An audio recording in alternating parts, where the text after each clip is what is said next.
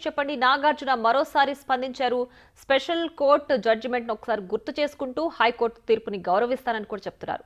So అప్పటి వరకు ఊహాగానాలు ఇలాంటివి నమ్మొద్దని కూడా కోరారు. సో దీనికి సంబంధించి పూర్తి డీటెయిల్స్ ఏంటి?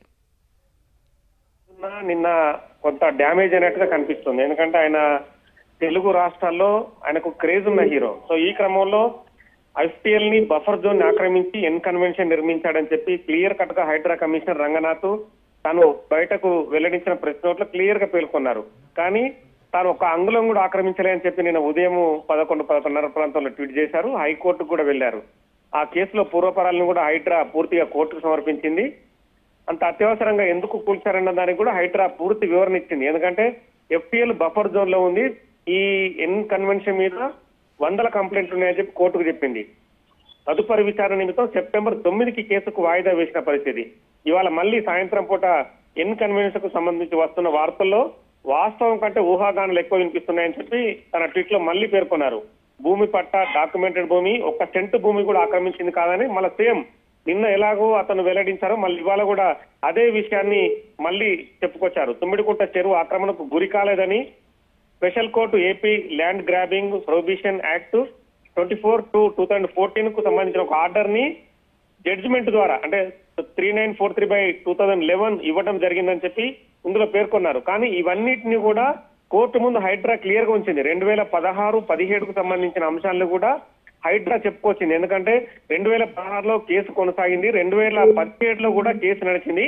కానీ ఇవన్నీ కూడా వన్ సైడ్ జడ్జిమెంట్ ఎక్కడా జరగలేదు, అవన్నీ కూడా పెండింగ్ లో ఉన్నాయని చెప్పి హైడ్రా ప్రస్తావించింది. కానీ ఇక్కడ మాత్రం మళ్ళీ విరుద్ధంగా నాగార్జున మళ్ళీ స్టేట్మెంట్ ఇచ్చారు. అంటే నాగార్జున ఏంటంటే డ్యామేజ్ అవుతున్న అనే విషయాన్ని అంటే ఆయనకు ఉన్న లీగల్ వాళ్ళు కావచ్చు, చుట్టుపక్కల ఉన్న శ్రేయభిలాషులు కావచ్చు, వాళ్ళందరూ చెప్పడంతో మళ్ళీ ఈ స్టేట్మెంట్ అయితే బయటకు చెప్పడం జరిగింది. అంటే న్యాయస్థానం నిర్ణయానికి కూడా కట్టుబడి ఉంటాను, తీర్పుకు కూడా కట్టుబడి ఉంటానని చెప్పి చెప్పుకొచ్చారు. ఎలాంటి పుకార్లు అవాస్తవాలు నమ్మవద్దని మిమ్మల్ని సవినయంగా అభ్యర్థిస్తున్నానని చెప్పి మీ అక్కినేని నాగార్జున అన్నాడు.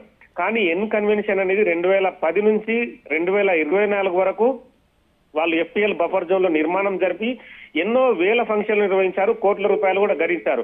కానీ ఒక అభిమాన హీరో ఆల్రెడీ వాళ్ళకు చాలా పెద్ద ఎత్తున పేరుంది. ఎందుకంటే అక్కినేని నాగేశ్వరరావు నుంచి మొదలుకొని వాళ్ళు తరతరాలుగా వాళ్ళ కుటుంబము సినిమా నిర్మాణాల్లో కావచ్చు, సినిమా వ్యవహారాల్లో కావచ్చు వాళ్ళు ముందంజలోనే ఉన్నారు. అంటే మెగాస్టార్ చిరంజీవి ఫ్యామిలీ ఎలా ఉందో అక్కినేని నాగార్జున ఫ్యామిలీ కూడా ఒకే యాంగిల్లో వీళ్ళంతా కూడా అంటే రామానాయుడు వీళ్ళందరూ కూడా ఒకే యాంగిల్లో ముందుకు వెళ్తున్న పరిస్థితి. కానీ నాగార్జునకు సంబంధించిన కన్వెన్షన్ అనేది వివాదం క్లియర్ గా కనిపిస్తుంది.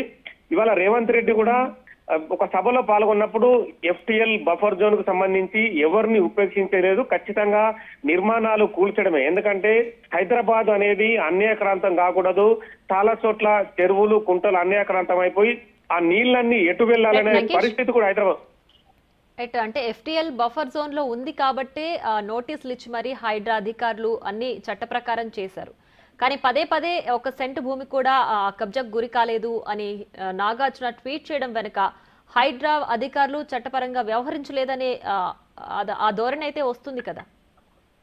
ఆ ధోరణి రావడానికి వస్తుందన్న ధోరణిని నాగార్జున చూపెడుతున్నారు. అంటే ప్రభుత్వం ఒక స్టెప్ వేసేటప్పుడు, ఒక నిర్మాణాన్ని కూల్చివేసేటప్పుడు చట్టబద్ధతని చాలా క్లియర్ గా ఆలోచిస్తుంది. ఎందుకంటే అడ్వకేట్ జనరల్ తో పాటు చాలా మంది న్యాయ నిపుణులు, పోలీస్ అధికారులు కూడా ప్రతి విషయాన్ని క్షుణ్ణంగా పరిశీలించిన తర్వాతనే అక్కడ కట్టడానికి కూల్చడానికి ముందుకెళ్తారు. కోర్టు ముందు వాళ్ళు కూడా దోషులు అవ్వడానికి స్కోప్ ఉండదు కదా. కానీ ఇవన్నీ ఏంటంటే కోర్టులో వాదనలు జరిగే విధానం వేరు, బయటకు నేను నిజాయితీ పడ్డాన్ని చెప్పుకోవడానికి వేరు. అంటే ఇప్పుడు నాగార్జున ఏంటంటే నేను నిజాయితీ పడ్డాన్ని చెప్పుకోవడం కోసమే ఎక్కువ స్కోప్ ని ముందుస్తున్నారు. కానీ ప్రస్తుతం కోర్టు పరిధిలో ఉన్న వ్యవహారం కాబట్టి సెప్టెంబర్ 9న మరోసారి వాదనలు జరగనున్నాయి. ఆ వాదనలో హైడ్రా కూడా ఖచ్చితంగా ఎఫ్టీఎల్ ఏంటి, బఫర్ జోన్ ఏంటి, నిర్మాణం ఎప్పుడు జరిగింది, వాళ్ళు ఎన్ని సంవత్సరాలుగా వాళ్ళు ఆ కన్వెన్షన్ లో ఎన్ని డబ్బులు కూడా ఏదైతే ఫంక్షన్ల రూపేణ తీసుకుంటున్నారో అవన్నీ కూడా క్లియర్ గా ఎక్స్పోజ్ చేసే అవకాశం కనిపిస్తుంది.